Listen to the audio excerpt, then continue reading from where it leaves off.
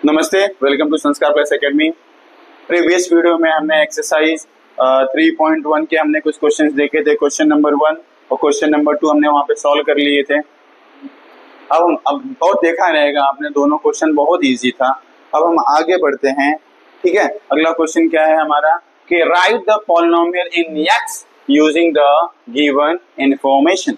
मतलब जो वेरिएबल हमें यूज करना है वो बता के रखा है, हमें एक्स यूज करना है और जो इंस्ट्रक्शंस दिए गए हैं, जो इंफॉर्मेशन दिए गए हैं उसके बेस पर हमें पॉलिनोमियल लिखना है। तो फर्स्ट क्वेश्चन क्या है हमारा, क्या बोला है, मोनोनोमियल विथ डिग्री 7। डिग्री 7 बोला है और मोनोनोमियल बोला है, मतलब एक ही टर्म होना चाहिए। तो मैं लिख दूंगा x का पावर 7। यहाँ पर याद रखिए, आप वेरिएबल नहीं बदल सकते, आप पावर नहीं बदल सकते। आप क्या बदल सकते हैं, तो कोएफिशिएंट। कोएफिशिएंट यहाँ पर मैंने 1 लिया है, आप चाहिए तो 37 ले लो, 98 ले लो, 108 ले लो, वॉट एवर यू वॉन्ट। आप कोएफिशिएंट चेंज कर सकते हैं, लेकिन ना ही वेरिएबल चेंज कर सकते हैं और ना ही डिग्री। इस बात का ध्यान रखिए। दूसरी चीज, हमें मोनोनोमियल बोला है, मोनोनोमियल में एक ही टर्म होता है, तो हमें एक ही टर्म वहां पर लिखना है। तो आपको जो अच्छा लगे वो कोएफिशिएंट सेलेक्ट करिए और एक वेरिएबल x और उसकी पावर 7 हमें कंफर्म यूज करनी है।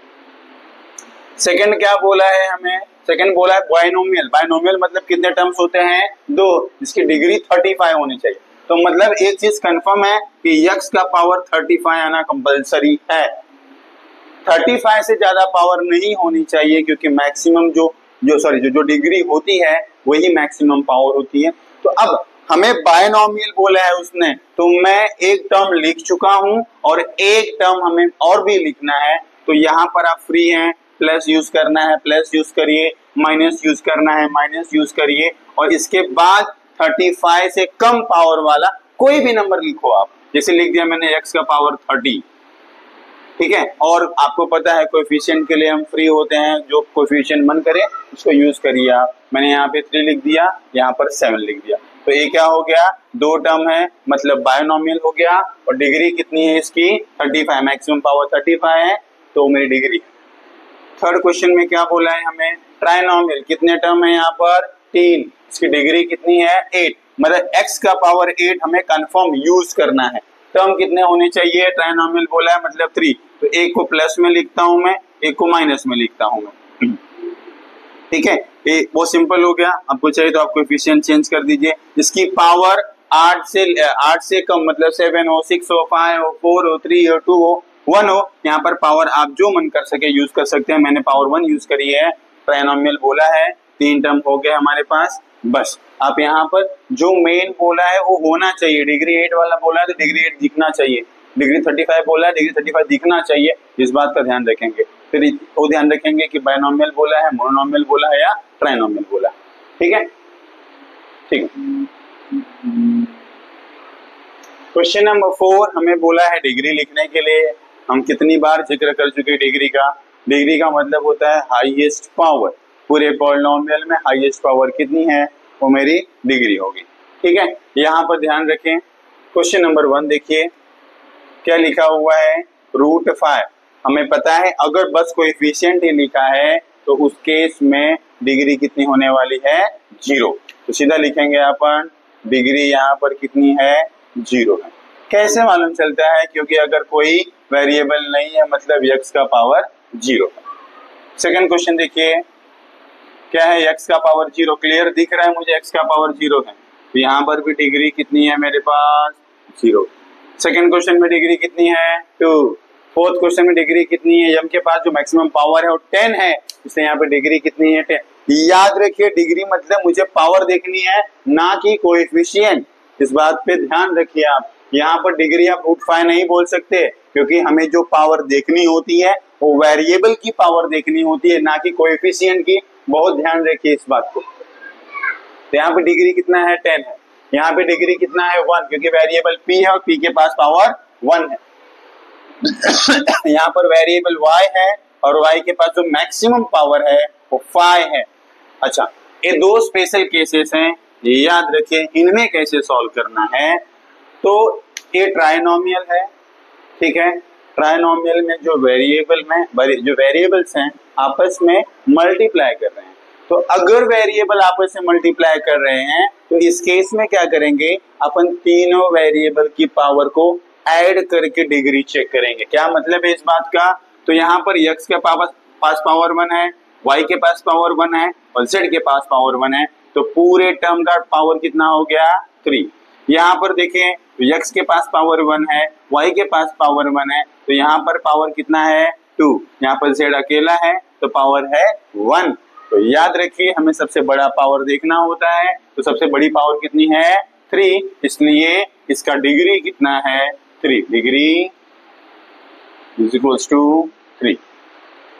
यहाँ पर आइए सेम, यहाँ पर 3 और 7 है तो इसकी डिग्री हो गई 10, इसकी डिग्री हो गई 6, 5 और 1 6 हो गया और इसकी डिग्री हो गई 2। मैक्सिमम पावर यहाँ पर 10 है तो डिग्री भी यहाँ पर 10 है। ठीक है, बहुत इजी था। On the basis of degree के ऊपर हमने क्लासिफिकेशन देखा कि अगर डिग्री 1 है तो लीनियर पॉलिनोमियल, डिग्री 2 है तो क्वाड्रेटिक पॉलिनोमियल और डिग्री 3 है तो क्यूबिक पॉलिनोमियल। तो उस बेस पर हमें यहाँ पर पूछा है कि बताओ कौन सा पॉलिनोमियल लीनियर है, कौन क्वाड्रेटिक है और कौन क्यूबिक है। तो हमें चेक करना होता है डिग्री। यहाँ पर मैक्सिमम डिग्री कितनी है 2, तो क्वाड्रेटिक पॉलिनोमियल। मैक्सिमम डिग्री कितनी है 1, लीनियर पॉलिनोमियल। मैक्सिमम डिग्री कितनी है 1, लीनियर पॉलिनोमियल। मैक्सिमम डिग्री मतलब सॉरी डिग्री कितना है 3, मतलब मैक्सिमम पावर कितना है 3, तो क्यूबिक पॉलिनोमियल। मैक्सिमम पावर 2 मतलब डिग्री 2 है तो क्वाड्रेटिक पॉलिनोमियल। मैक्सिमम पावर है 3 मतलब डिग्री है 3 मतलब क्यूबिक पॉलिनोमियल। बहुत इजी था। ठीक है,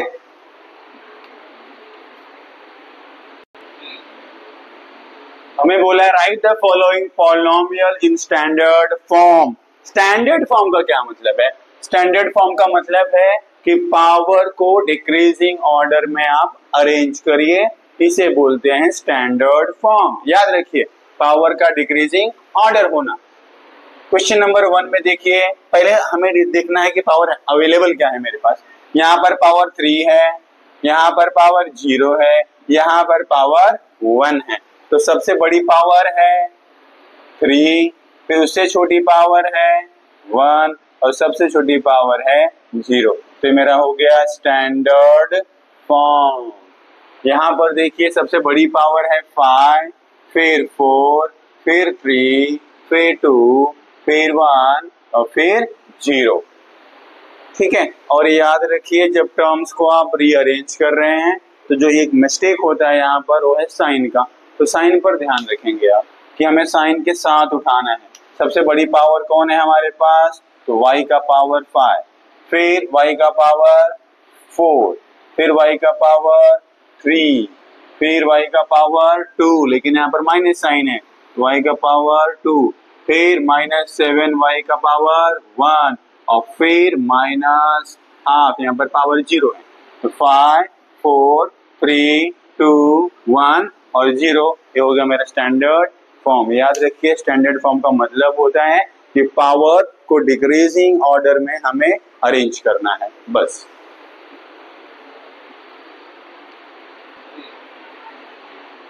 नेक्स्ट क्वेश्चन, क्वेश्चन नंबर 7 में हमें क्या बोला है, right the following polynomial in coefficient form. Coefficient form का मतलब क्या होता है, देखिए क्वेश्चन नंबर 8 में उसका आंसर है, फिर दोनों को मैंने साथ में लिखा है। कोएफिशिएंट फॉर्म का मतलब होता है कि बस कोएफिशिएंट लिखने होते हैं, और कोएफिशिएंट कब, जब पॉलिनोमियल स्टैंडर्ड फॉर्म में हो तब। इस बात को याद रखिए कि जब भी हमें कोएफिशिएंट फॉर्म लिखने के लिए बोलेगा, जो मेरा पहला टास्क होगा वो होगा स्टैंडर्ड फॉर्म में कन्वर्ट करना। अच्छा, स्टैंडर्ड फॉर्म में कन्वर्ट करना जो पहले हमने किया, वहां पर जो 20 के टर्म थे हमने ध्यान नहीं दिया, लेकिन कोएफिशिएंट फॉर्म में अगर कोई भी पावर मिसिंग है तो उसके बदले हमें कोएफिशिएंट 0 लिखना है। ये जो बोल रहा हूं उसका मतलब क्या है, तो अपन क्वेश्चन सॉल्व करेंगे तो समझ में आएगा। यहाँ पर हमें पावर दिख रही है 3 और यहाँ पर पावर दिख रही है हमें 0। ठीक है, अब बीच में मिसिंग कौन कौन है, तो 3 के बाद आता है 2, 2 के बाद आता है 1 और 1 के बाद फिर 0 आता है। मतलब यहाँ पर जो टोटल जो टर्म होने चाहिए वो होने चाहिए 4, लेकिन दिख कितना रहा है मुझे 2। तो पहले मैं क्या करूंगा, जो स्टैंडर्ड फॉर्म है उसको लिखूंगा। तो स्टैंडर्ड फॉर्म क्या हो जाएगा, यक्स क्यूब फिलहाल स्टैंडर्ड फॉर्म में है। अगर हम पहले के हिसाब से देखें कि पावर डिक्रीजिंग ऑर्डर में होनी चाहिए, तो स्टैंडर्ड फॉर्म में अगर पावर डिक्रीजिंग ऑर्डर में हमने अरेंज कर दिया तो स्टैंडर्ड फॉर्म हो गया। लेकिन यहाँ पर हमें क्या करना है, जो बीच के टर्म मिसिंग है उनको भी कोएफिशिएंट के साथ दिखाना है। तो कैसे दिखाएंगे हम, 0, उनका कोएफिशिएंट 0 दिखाएंगे। क्यों 0 दिखाएंगे, क्योंकि हमें पता है 0 से मल्टीप्लाई करने के बाद कोई भी नंबर 0 बन जाता है, तो उसके अस्तित्व तो है ही नहीं, हमें दिखाना है इसलिए हम दिखा रहे हैं। ठीक है, x cube plus 0x² plus 0x minus 2। अब ध्यान देखेंगे तो 3 हो गया, 2 हो गया, 1 हो गया और 0। तो कोएफिशिएंट फॉर्म क्या हो जाएगा मेरा, फिर सॉरी यहाँ पे कोएफिशिएंट कितना है 1, कॉमा कोएफिशिएंट कितना है 0, कॉमा फिर कोएफिशिएंट कितना है 0, कॉमा कोएफिशिएंट है -2। याद रखिए हर कोएफिशिएंट के बाद कॉमा आएगा। यहाँ पर स्टैंडर्ड फॉर्म क्या होगा मेरा, पावर 1 है उसके बाद पावर 0 आएगी, तो 5y प्लस 0। कोएफिशिएंट फॉर्म क्या होगा 5, 0। स्टैंडर्ड फॉर्म क्या होगा, तो 2m का पावर 4 प्लस 0m का power 3 minus 3m² plus 0m plus 7। यहाँ पर अच्छा आप टर्म कैसे याद रखेंगे कि कितना टर्म है, तो जितनी पावर है उससे एक ज्यादा टर्म होता है। पावर 4 है मतलब टर्म्स कितने होंगे 5, मैं लिखेगा 5, 1 2 3 4 5। ठीक है, चलिए कोएफिशिएंट फॉर्म क्या हो जाएगा इसका 2, 0, 3, 0, 7। अगर आपको लगता है कि मुझे ये नहीं लिखना है तो आप सिंपल सी बात है, डिक्रीजिंग ऑर्डर में है, 4 के पास 2 है, पहले 2 आएगा, पावर 3 नहीं है तो 0 आएगा, फिर पावर 2 है तो उसका कोएफिशिएंट, पावर 1 नहीं है तो 0 आएगा और फिर लास्ट वाला कोएफिशिएंट। लेकिन स्टैंडर्ड फॉर्म में लिखकर लिखेंगे तो कंफ्यूजन का सवाल खत्म हो जाएगा पूरा। तो इसलिए क्या करिए आप, पहले स्टैंडर्ड फॉर्म में लिखिए और उसके बाद कोएफिशिएंट फॉर्म में लिखिए। अगला क्या है हमारा, right the polynomial in standard form. हमें स्टैंडर्ड फॉर्म में लिखना है। तो पहले देखिए कितने टर्म्स हैं, 3 टर्म्स हैं, तो डिग्री होने वाली है 2। यहाँ पर मैंने क्या बताया, जितनी डिग्री है उससे एक ज्यादा टर्म होगा। ठीक है, यहाँ पर क्या होगा, जितने ज्यादा टर्म होंगे उनसे एक कम मेरा डिग्री होगा। मतलब यहाँ पे डिग्री होने वाला है 2, मैं लिखूंगा x² प्लस 2x प्लस 3। यहाँ पे डिग्री कितने होने वाला है 1 2 3 4 5 है, 5 टर्म से मतलब डिग्री होने वाली है 4। तो 5x का पावर 4 प्लस 0x का पावर 3 प्लस 0x का पावर 2 प्लस 0x माइनस 1। इसे अगर डायरेक्टली लिखना चाहूं तो मैं लिख सकता हूं 5x का पावर 4 माइनस 1, ऐसे भी लिख सकता हूं। यहाँ पर 1 2 3 4 4 टर्म से मतलब डिग्री होने वाला है 3 माइनस 2x का cube plus 2x square minus 2x plus 2। ठीक है, इजी था। आप प्रैक्टिस करेंगे तो आपको समझ में आएगा। आपके प्रॉब्लम सेट में भी कुछ क्वेश्चंस होंगे, वहां पर से आप यहाँ आपका सारा सॉल्व कर दिया है मैंने, वहां से क्वेश्चंस उठाइए और प्रैक्टिस करिए। खुद से भी कुछ एग्जांपल लेके प्रैक्टिस कर सकते हैं आप। हमें कैटेगराइज करना है। यहाँ पर लास्ट क्वेश्चन में हमें एक्टिविटी दिया हुआ है कि right the appropriate polynomials in the boxes. Quadratic polynomial हमें पता है जिसकी डिग्री 2 वो क्वाड्रेटिक में आएगा। तो चेक करिए कौन कौन है। फर्स्ट है एक्स स्क्वायर, फिर 2x square plus 5x plus 10, और कोई है, हाँ इधर है 3x स्क्वायर प्लस 5x।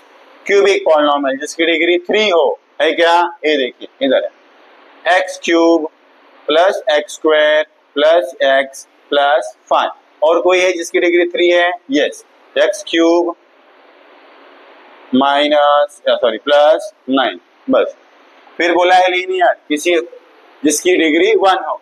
तो हमारे पास फर्स्ट नंबर जो दिया हुआ, जो फर्स्ट टर्म दिया x प्लस 7, इसके अलावा कोई नहीं है जिसकी डिग्री 1 है।